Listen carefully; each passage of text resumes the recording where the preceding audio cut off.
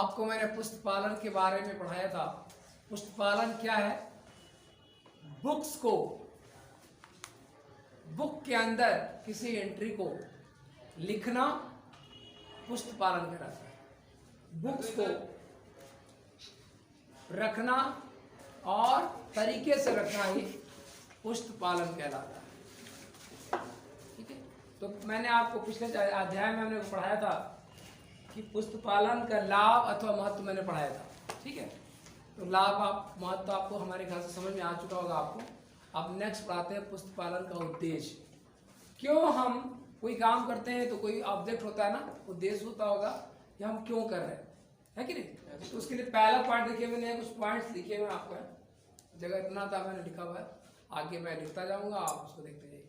पहला है क्रय विक्रय रहतिया का ज्ञान होना। उद्देश्य, आपने अपने व्यापार में क्या खरीदा है। क्रय करते हैं ना, परचेज करते हैं।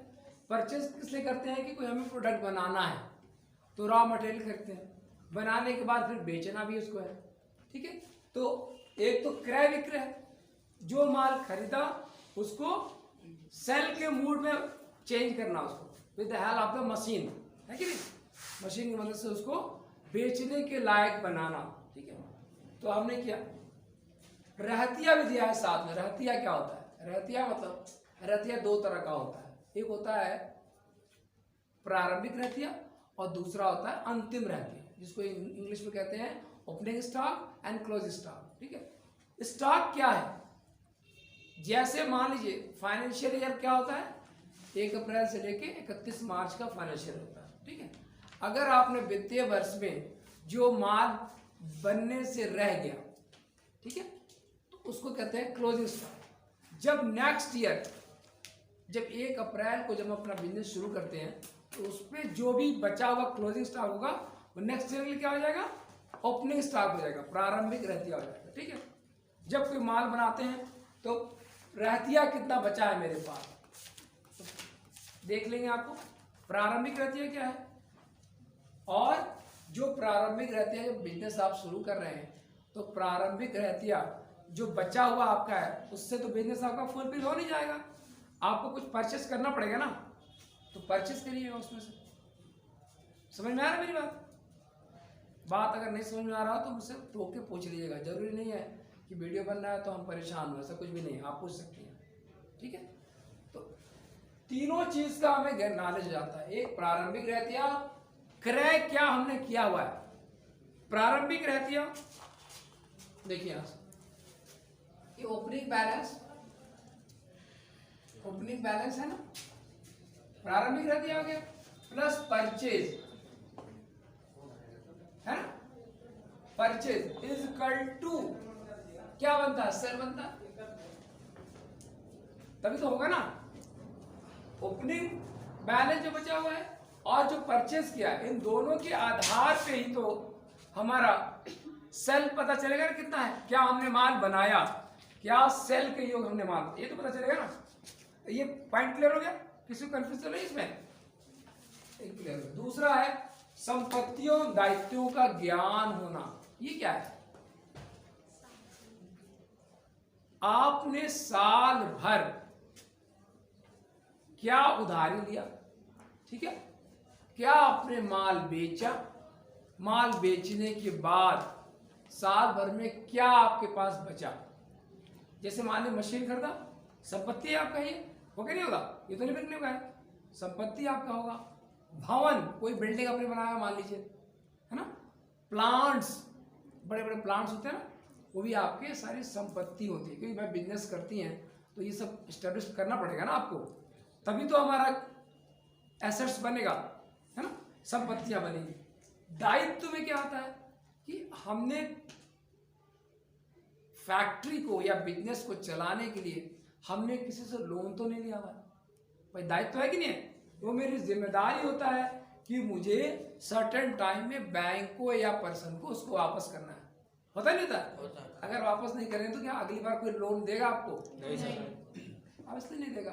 तो बहुत जरूरी है कि दायित्वों का हमें ज्ञान होना बहुत जरूरी है कि हमने कोई ऐसा तो नहीं लोन लिया हुआ है, किसी का कोई पेमेंट का बिल तो नहीं फंसा हुआ है, है ना, अगेंस्ट परचेज, है ना। जब हम परचेज करते हैं कोई ऐसा बिल तो नहीं बचा, तो ये दायित्व कैसे बचा सकता है, उद्देश्य पुस्तपालन का ही होता है, ठीक है, कि हमारी क्या संपत्ति खड़ी हुई, कितने की बची हुई है, कितना देनदारी है। बिजनेस में संपत्ति पता करेंगे, मुझे और कोई बिजनेस में पैसा लगाने की जरूरत तो नहीं है, किसी कंपनी को लगाने तो नहीं है। ये भी क्लियर हो गया, ठीक है। रोकड़ का ज्ञान होना, रोकड़ मतलब होता है कैश, हिंदी में है तो कैश कहते हैं, ठीक है। तो कैश कहां पर होता है, या तो आपके कैश इन बैंक होगा या कैश इन हैंड होगा, दो ही तो होता है। या तो आपने कोई बैंक में डिपॉजिट कर रखा है करंट अकाउंट में, या कोई और किसी सेविंग में, या किसी कहीं आपने फर्म के नाम से जमा कर रखा है, या फिर आपके ऑफिस में हो या आपके पास पड़ा हो, तो दोनों हो गया ना। एक होता है बच्चों इसमें, एक होता है कैश एट बैंक, ठीक है, और दूसरा आता है कैश इन हैंड। दो तरह के कैश आपके पास होते हैं, ठीक है, कैश इन बैंक और कैश इन हैंड। ये भी क्लियर हो गया। उसके बाद आय व्यय का ज्ञान होना, पुस्तपालन के लिए बहुत बड़ा उद्देश्य है कि आपको ये पता चलेगा कि आपका आय व्यय क्या रहा है। जैसे मान लीजिए अगर आपने कोई फैक्ट्री में प्रोडक्शन का काम हो रहा है, ठीक है, तो ऐसा तो नहीं है कि हम कोई चीज बनाने में खर्च ज्यादा कर रहे हैं, ठीक है, और बाद में पता चले कि हम लॉस में चले गए, है कि नहीं। yes, तो इससे कैसे पुस्तपालन किताबों को ही देख के पता करेंगे कि पिछला हमने ऐसा क्या काम किया है कि जो अब नहीं करना है कि नहीं। ऐसा तो नहीं है कि फैक्ट्री में अंधाधुंध बिजली का खर्चा हुआ जा रहा है, कोई मशीन ऐसा चल रहा है जिसका कोई काम नहीं, चलता चला जा रहा है कि नहीं। ऐसा तो नहीं है कि खाने में हमने कोई ज्यादा व्यय कर दिया। बहुत सारे ऐसे रीजन होते हैं कि उससे आय व्यय का हमारा पता चलेगा कि ऐसा तो नहीं है कि हम आय कम कर रहे हैं और व्यय ज्यादा कर रहे हैं, तो ये तो लॉस है ना। Yes sir. कंपनी बंद हो जाएगी। तो बहुत जरूरी है कि ये पता चल करना कि आय कितना हो रहा है और व्यय कितना हो रहा है। व्यय कम होना चाहिए। मैं बता ना मैक्सिमम प्रॉफिट कमाना। कोई फैक्ट्री खोलेगा क्या मिनिमम प्रॉफिट के लिए खोला क्या? They want to more and more profit, है ना। तो उनको बहुत जरूरी है कि ज्यादा से ज्यादा हमारी इनकम हो और कम से कम खर्चा हो। ठीक है, आय व्यय सर बात बता रहे हैं उसमें मतलब सर ये जो वो लिखवा रहे हैं आप हेडिंग डाल रहे हैं सर, मेरे कहने का मतलब है हेडिंग डलवा के थोड़ा परिभाषा लिखवा दीजिए। इस सबको बताएंगे। लेनदारों देनदारों का ज्ञान होना। लेनदार कौन होगा? पहले मैं लेनदार पे आता हूँ। लेनदार को इंग्लिश में कहते हैं क्रेडिटर्स और देनदार कहते हैं डेबिटर्स कहते हैं। ठीक है, लेनदार कौन है? जिसने आपको उधारी दिया है ना, उसको लेनदार कहते हैं। वो लेगा ना आपसे, इंग्लिश में कहते हैं क्रेडिटर्स कहते हैं। ठीक है, तो जो आपको उधारी दिया है उसको पता होना चाहिए कितने कितने के लेनदार है हमारे पास है कि नहीं। दूसरा देनदार। देनदार किसको कहते हैं? डेब्टर्स इंग्लिश में कहते हैं। डेब्टर्स क्या है?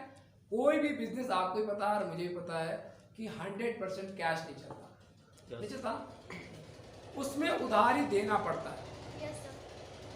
तो जितने माल को हमने उधारी दिया हुआ है उसको डेब्टर्स कहते हैं। ठीक है, क्या कहते हैं? डेब्टर्स कहते हैं। डेब्टर्स क्या है? एक तरह से उधारी है और वो आज भी मिल सकता है, 1 साल बाद भी मिल सकता है, 2 साल बाद भी मिल सकता है। इसलिए ये भी हमें पता होना चाहिए कौन कौन सा मेरा लेनदार है और कौन कौन सा देनदार है। ये भी पुस्तपालन के आधार पे ही हम पता कर सकते हैं। उसका आता है पूंजी का ज्ञान होना। आपने जो कैपिटल लगाया है, भाई कोई व्यापारी लगाता है तो ये 2 रुपये तो लगाता नहीं, 1 लाख 2 लाख तो लगाता नहीं, करोड़ों रुपए अरबों रुपए लगाता है व्यापारी। ठीक है, आप बड़े बड़े इंडस्ट्रीज को ले लीजिए, जैसे अनिल मित्तल है। ठीक है, आपको बहुत सारे ऐसे व्यापारी जिनके नाम लेंगे तो उनका छोटा मोटा बिजनेस तो है नहीं, कई 100 करोड़ का बिजनेस है कि नहीं। तो छोटा मोटा तो कैपिटल लगाया नहीं उन्होंने, लंबा लंबा लगाया हुआ। तो उनको बहुत जरूरी थी इस बात का ज्ञान कि जो मैंने कैपिटल लगाया है वो कहीं डूब तो नहीं रहा है, कैपिटल मेरा बढ़ रहा है कि नहीं बढ़ रहा। ठीक है, अगर कैपिटल बढ़ता है तो बिजनेस फ्रूटफुल है, नहीं है तो अनफ्रूटफुल है। पता है आपको भी। तो कैपिटल का एग्जैक्ट पता करना चाहिए। मान लो 300 करोड़ लगा दिया, अब पता चला कि 150 करोड़ हो गया, तो जबरदस्त घाटा हो गया ना उसको। ऐसे बिजनेस करने को क्या फायदा, कोई फायदा नहीं।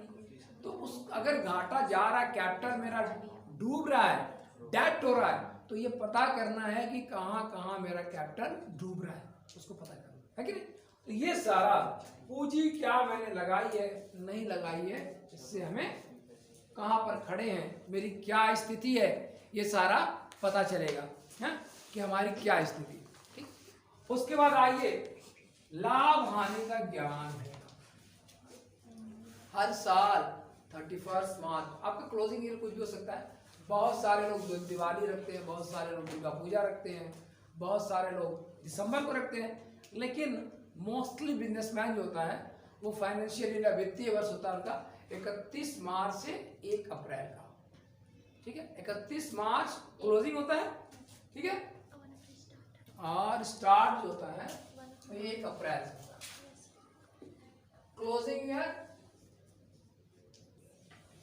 ईयर जो होता है उनका 31 मार्च का होता है। ठीक है, और ओपनिंग ईयर कब से होता है, होता है 1 अप्रैल का। इसी को कहते हैं 31 मार्च टू 1 अप्रैल। ठीक है, एक साल हुआ ना, 12 महीना होगा इसमें। तो यही होता है। उसमें लाभ हानि का ज्ञान प्राप्त करना बहुत ही अति आवश्यक होता है कि मेरा बिजनेस कहाँ पे है ना। अगर लाभ हो रहा है तो व्यापारी उत्साहित होता है किसी का, आप भी। अगर आपको समझ में आ रहा है तो आप पढ़ेंगे, नहीं समझ में आएगा तो कहीं नहीं समझ में आ रहा, सीधी बात है, उसको कोई प्रेशर भी नहीं है कि नहीं। तो अगर आप किसी व्यापारी को लाभ पता चलता है, हर आदमी कोई भी हो, कोई काम करता है प्रॉफिट के लिए करता है, बिजनेस कर रहा है, अगर प्रॉफिट हो रहा है तो उत्साहित होगा। अगर एक प्लांट बैठा दूसरा प्लांट बिठाएगा, है कि नहीं। प्रोडक्शन अगर 100 टन हो रहा तो 200 टन चाहेगा मेरा हो, क्योंकि प्रॉफिट आ रहा ना। तो प्रॉफिट एक ऐसी चीज होती है जो आदमी को आगे बढ़ने के लिए प्रोत्साहित करता है। ठीक है, तो आपको लाभ हानि का ज्ञान हो जाएगा। आर्थिक स्थिति का ज्ञान करना। 8वां, पुष्ट पालन से एक उद्देश्य मेरा यह भी होता है कि आपके व्यापार की आर्थिक स्थिति क्या है। आर्थिक स्थिति पता करने के लिए क्या बनाते हैं, किसी को पता है क्या? देखिए, आर्थिक स्थिति के ज्ञान के लिए हमें बैलेंस शीट बनाना होता है। क्या बनाना होता है? आर्थिक चिट्ठा जिसको कहते हैं वो बनाना होता है। और प्रॉफिट एंड लॉस का ज्ञान करने के लिए क्या बनाना पड़ता है? प्रॉफिट एंड लॉस अकाउंट बनाना पड़ता है। ठीक है, वैसे आर्थिक स्थिति का ज्ञान प्राप्त करने के लिए हमें बैलेंस शीट क्या? बैलेंस शीट दो हाथ है, एक तरफ दायित्व होगा और एक तरफ एसेट्स होगा।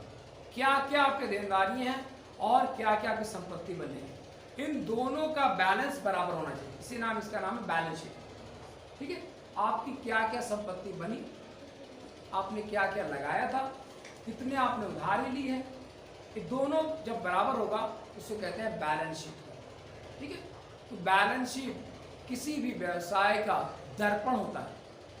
अगर आप आगे जाएंगे पढ़ने के लिए, तो अगर माने आपको भगवान करे अच्छा IIM में कहीं एडमिशन आपका हो जाए, ठीक है, मतलब इंडिया का क्या मतलब वर्ल्ड का टॉप 10 मैनेजमेंट स्कूल है। ठीक है, इसमें एडमिशन होता नहीं है, अगर हो जाएगा कहीं आपका तो आप मैनेजमेंट गुरु से पढ़ेंगे। वहाँ पर जो मैनेजमेंट गुरु है वो कैसे गुरु हो जाते हैं पता है? वो कुछ नहीं करते। जैसे मान लीजिए कोई कंपनी है, ठीक है, हिंदुस्तान लीवर मान लीजिए, ठीक है, या बाबा रामदेव की कंपनी है, ये कैसे ग्रोथ कर रही है, कैसे ऐसा क्या काम कर रही है कि ये दिन दूनी चार चौगुनी इनके प्रॉफिट बढ़ते जा रहे हैं, बाकी लोग नहीं कर रहे हैं। क्या? तो क्या करेंगे? कुछ नहीं करेंगे, इनका सिर्फ बैलेंस शीट उठाएंगे। ठीक है, बैलेंस शीट उठाएंगे और अध्ययन करना शुरू कर देंगे, कहाँ पर उन्होंने क्या क्या काम किया। अभी कुछ दिन पहले आपने सुना होगा 2-3 साल पहले कि लालू प्रसाद ने रेलवे को पहले टाइम प्रॉफिट में ला दिया, ठीक है। तो हर जितने भी वर्ल्ड के मैनेजमेंट इंस्टीट्यूशन में उनके लेक्चर को पढ़ाया गया। उन्होंने क्या किया था, बहुत बड़ा काम नहीं किया था। उन्होंने क्या किया था कि आर्थिक स्थिति बैलेंस शीट उठा लिया और बैलेंस शीट उठाने के बाद उनका अध्ययन किया और दूध का दूध कर दिया, पानी का पानी कर दिया कि क्या करेंगे तो हमें ज़्यादा प्रॉफिट होगा और क्या नहीं करेंगे तो कम प्रॉफिट। भाई कोई व्यापार ग्रोथ करने के लिए एक ही काम तो करना, प्रॉफिट ज़्यादा से ज़्यादा हो।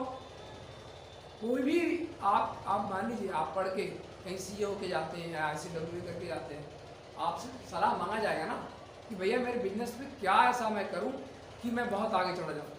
तो क्या करेंगे, पैक करें, उसको पूरा अध्ययन करेंगे ना, उनके डाटा को लेंगे, पूरा अध्ययन करेंगे कि आप कहाँ पर लूज हो रहे हैं, लूजर हो रहे हैं और कहाँ पर आप आगे बढ़ रहे हैं। तो दोनों का अध्ययन करके आप रिजल्ट बता दीजिएगा कि क्या करना नहीं करना। उसके बाद आइए आता है करों का ज्ञान होना, इसको मिटा रहा हूं मैं, ठीक है।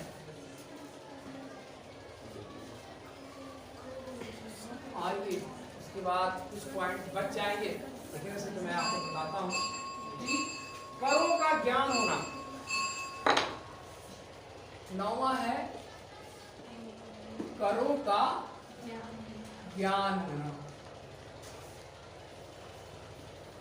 आप जब प्रोडक्शन चला रहे हैं, ठीक है, तो आपको सेंटेंस देना होगा, बैट देना होगा, देना नहीं देना होगा। अगर आप ये नहीं नॉलेज करेंगे तो आप डिफॉल्ट हो जाएंगे और आप एक अच्छी कंपनी नहीं कराएंगे। तो इससे क्या नुकसान आपको होगा, ना बैंक आपका साथ देगा, ना पब्लिक आपकी साथ देगी, तो वैसे आप डूब जाएंगे। तो आपको बहुत ज़रूरी है कि करों का आपको नॉलेज किसी भी हाल में होना चाहिए। पॉइंट आउट कर देता हूँ, उसके बाद मैं छोड़ देता हूँ। 10वां है ऋणों का ज्ञान होना। का ज्ञान होना। आपको पता है कि कोई कंपनी या कोई बैंक जब कोई उद्यमी जब व्यापार करता है उसको लॉन्ग टाइम लोन देता है ना, लॉन्ग टाइम होता है। उस लोन के बारे में आपको नॉलेज होना चाहिए, क्योंकि अगर आपको नॉलेज नहीं होगा तो देनदारी है ना आपकी, वो तो आप मर के दीजिए या बिजनेस बेच के दीजिए, आपको देना ही देना है। इसलिए आपको आपके लोन का ज्ञान होना चाहिए। बच्चों आज मैंने आपको 10 पॉइंट्स के बारे में बताया है कि पशुपालन का क्या उद्देश्य है, ठीक है। आपको समझ में नहीं आए तो कुछ क्वेश्चन पूछ सकते हैं तो पूछ लीजिए, वरना वीडियो देखिएगा, वीडियो ना पसंद आए फिर मेरे को बताइएगा, ठीक है। किसी कोई क्वेश्चन पूछना तो पूछिए, कोई क्वेश्चन पूछना तो पूछिए।